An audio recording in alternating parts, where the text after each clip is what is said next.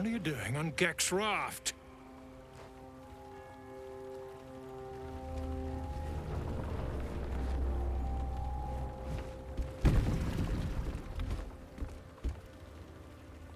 Where's Geck? Who are you?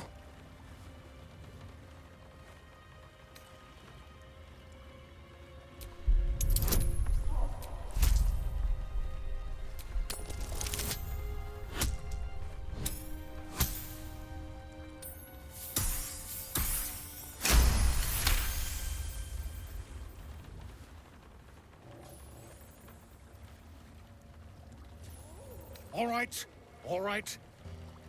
No reason to get your horns in a twist. Well, come on. Let's get you to shore. You'll need to report to the sergeant. You lot, keep patrolling. I'm heading back with this one. You continue forward in silence until the lights of a camp twinkle through the murk.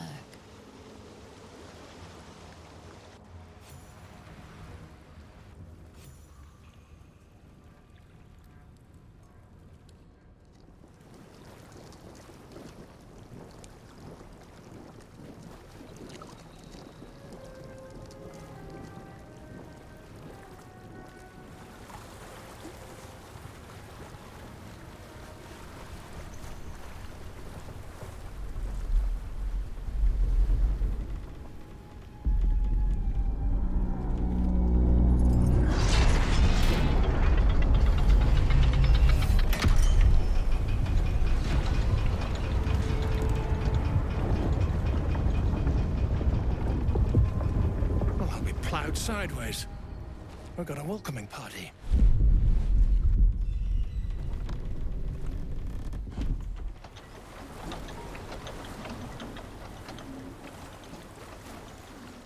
You shithead! Time you showed up, we got trouble. Spit it out! Sergeant finally choked on True Soul Near's prick. Drugno! The twat soul caused a rockfall. Trapped tighter than a ring on a fat finger. You're shitting me. You pay up? That's the trouble. He's got the gold on him. Sergeant's arm is falling off with all the gnome slaves she's been beating.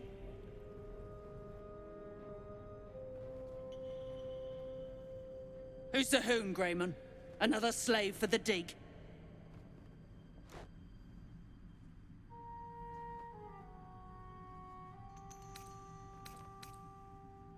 Aye. One of those absolute crackpots.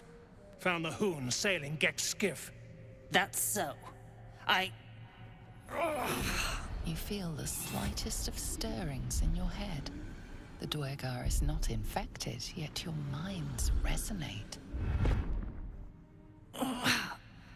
I'll be. You ain't shitting. Felt the tingle. Your twat soul chum owes us a load of coin. You want through? Make a donation.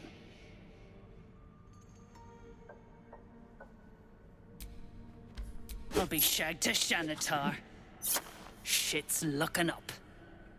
But I'm warning you, that twat soul ain't settled up soon. There'll be hell to pay for the lot of you cult buggers.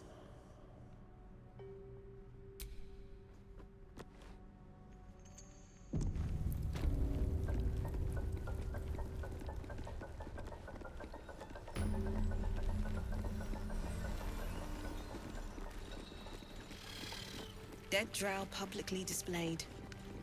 The Dwergar are sending a message. Hey, stick shit! It's Skickpit, you piss pot. Shit.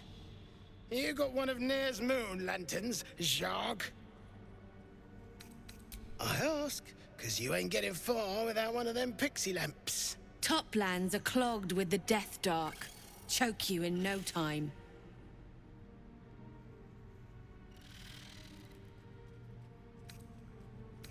You daft? It's there in the name. Shadows up there black as the lower dark. A few sniffs could fell an ogre. Must be the Shadow Curse.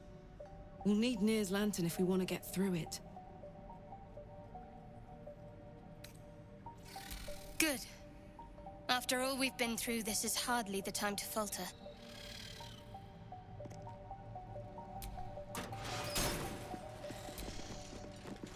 good stuff right here.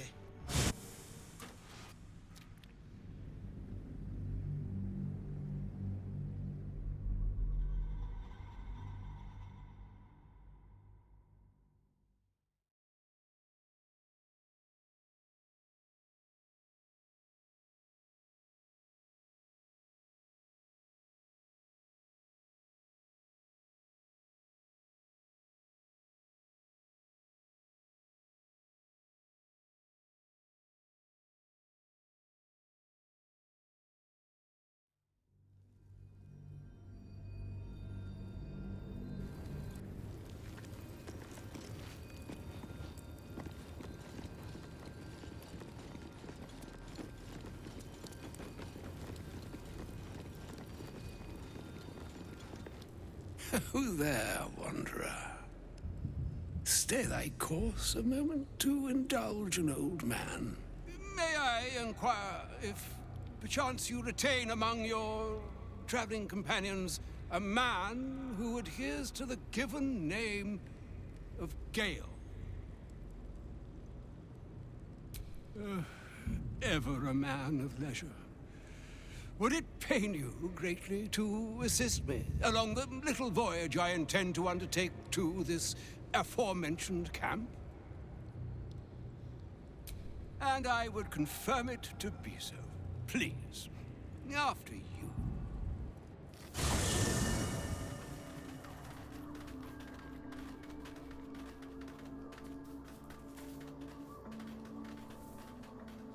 My thanks for your excellent guidance. Ah, and yonder I spy the object of my pursuit. Elminster? The very same, Gale. And a fair bit miffed he is, too, finding himself forced to expose his best pair of boots to so many miles of country road on your behalf. I don't understand. How so on my behalf?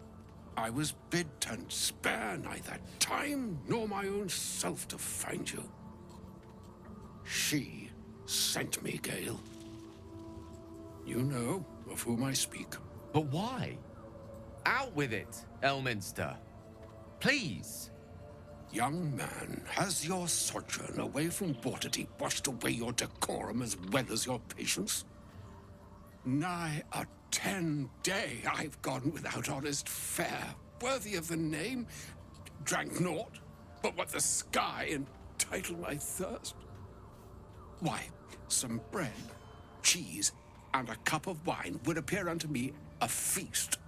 Surely you would begrudge me a mite of rest and repast before I get out with it.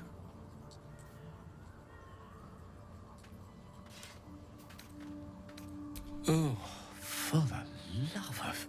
Fine, fine. I'll turn a deaf ear to the clarion calls with which my scorned stomach beseeches me.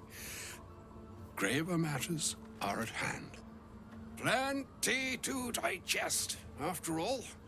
A good deal to stew over, if you will. Words ladled with import should be savored so as to better absorb their meaning. Wouldn't you agree? Elminster! Right. You see,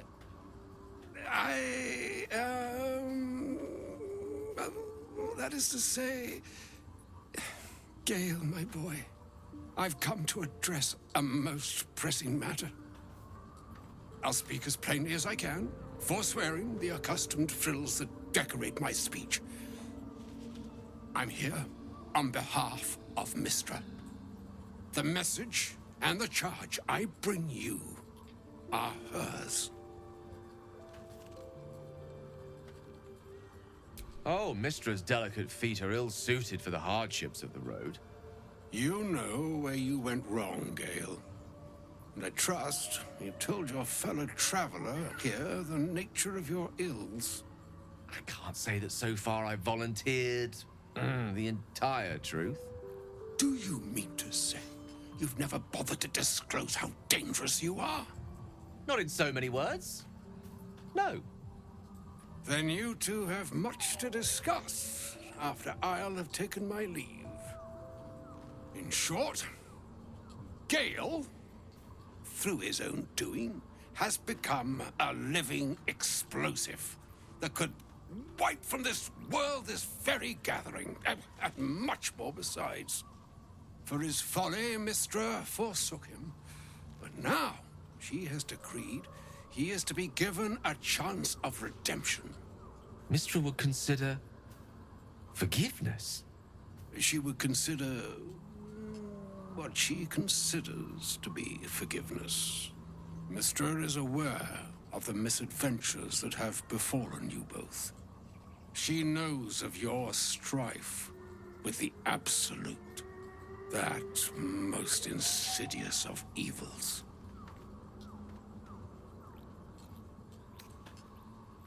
Alas, the creature that afflicts you, the ill-begotten magic that it weaves, is inextricably conjoined with both the greater purpose and the greater master that it serves.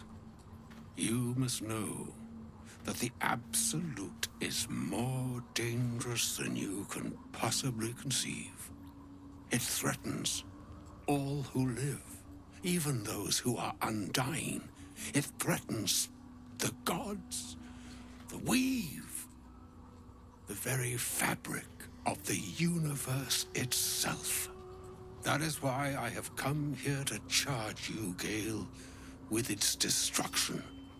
It is Mistra's belief that only you can.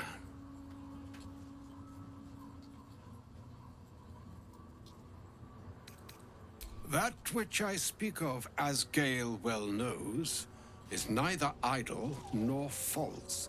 Rather, it is unnatural. The orb. Precisely. That which renders him so dangerous is an orb of Netherese origin that is buried within his chest.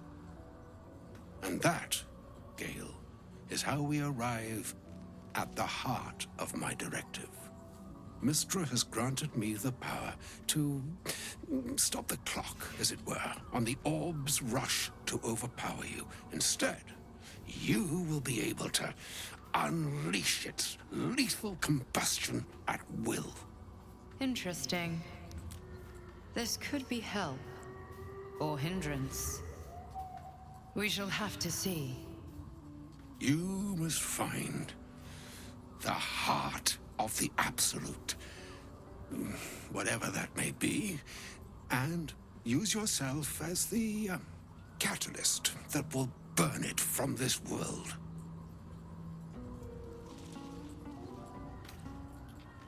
He is not. But it seems that Mystra is.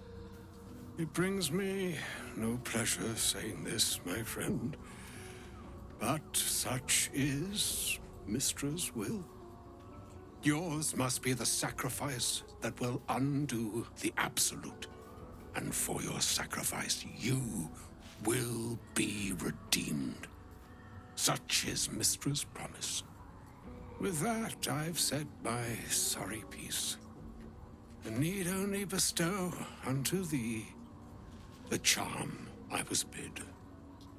Mina hastra mistrariel Italion thras annas dithra.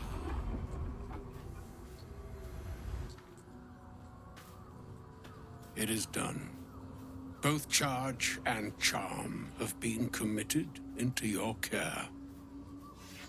To you, I commit into care Gale himself. I count on you to shepherd him well on this strangest of journeys.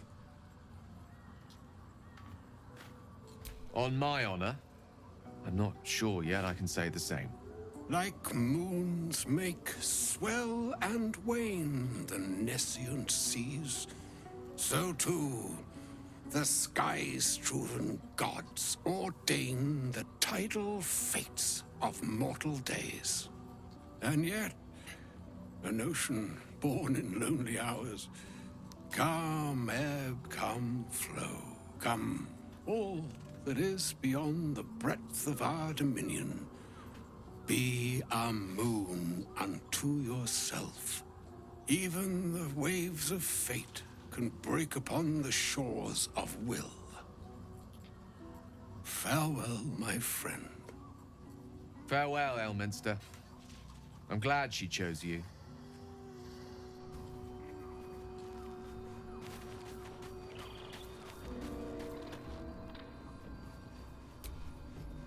An audience with Elminster is never less than memorable. I suppose it's time we dealt with the Hollyphant in the room. You have questions for me, and I promise I have answers.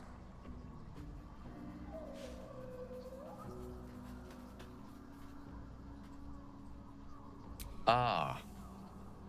Well, that's a rather long and complicated story. I'm what one might call a wizard prodigy. Who from an early age could not only control the weave, but compose it. Much like a musician or a poet. Such was my skill that it earned me the attention of the mother of magic herself. The Lady of Mysteries. The goddess Mystra. She revealed herself to me and she became my teacher. In time, she became my muse. And later, even my lover. I am, after all, the villain of the tale. We enjoyed each other's company. Body, mind, and soul. But even so, I desired more.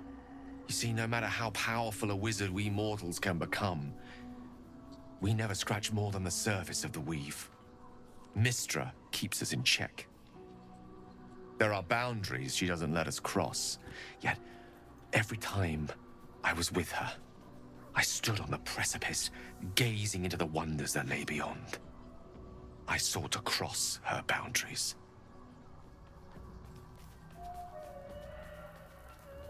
I tried to convince her. I pouted. I pleaded. Swore my ambition was only to serve her better. She only smiled and told me to be contented. But inconceivable as it seems to me now, I shared a bed with a goddess, and yet I wasn't satisfied. So I sought to prove myself worthy to her instead. We come now to the crux of my folly.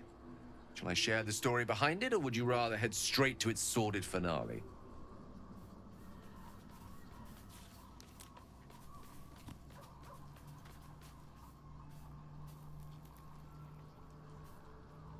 Very well. Here goes. Once upon a very long time ago, a mighty lord lived in a tower. A flying tower, to be precise. I'll save his history for another time, but the gist of it is that he sought to usurp the goddess of magic so that he could become a god himself. He almost managed, but not quite, and his entire empire, Netheril, came crashing down around him as he turned to stone. The magic that was unleashed that day was phenomenal. Roiling like the prime chaos that outdates creation. Even the weave itself could not withstand the onslaught. It fractured, then shattered, and all magic was lost to the mortal realms, until the day Mystra returned. She restored the weave, reuniting all its scattered shards. Or so I thought. Until, in the course of my studies, I learned of a book. A Netherese tome in which a piece of the fractured weave had been sealed beyond her reach. What if, I thought, what if, after all this time, I could return this lost part of herself to the goddess? You know me. My gestures can never be grand enough. I was certain that this deed of raw power, draped in romance, would convince Mystra to take me by the hand and welcome me into her hitherto forbidden domains. I was mistaken. I obtained the fabled book and took it into my study. As for what happened next... Here. Place your hand over my heart. Let me show you.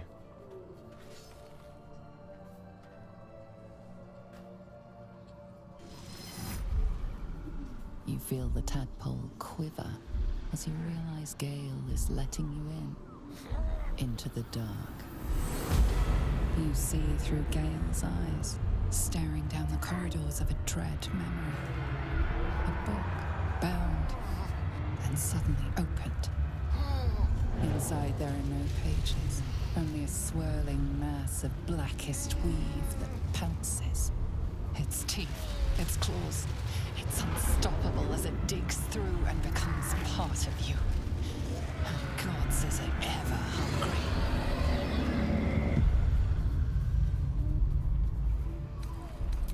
I'm sorry, but I had to.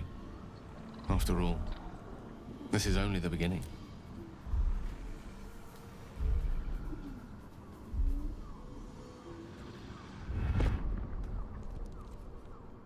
This Netherese blight, this orb, for lack of a better word, is balled up inside my chest. And it needs to be fed. As long as I absorb traces of the weave from potent enough sources, it remains quiet. Were it ever to fully destabilize, however.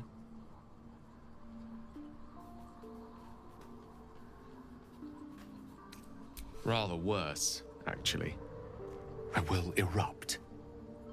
I don't know the exact magnitude of the eruption, but given my studies of Netherese magic, I'd say even a fragment as small as the one I carry, it'd level a city the size of Waterdeep. Fortunately, this need no longer be a concern. Not until I meet the heart of the Absolute, whatever that is.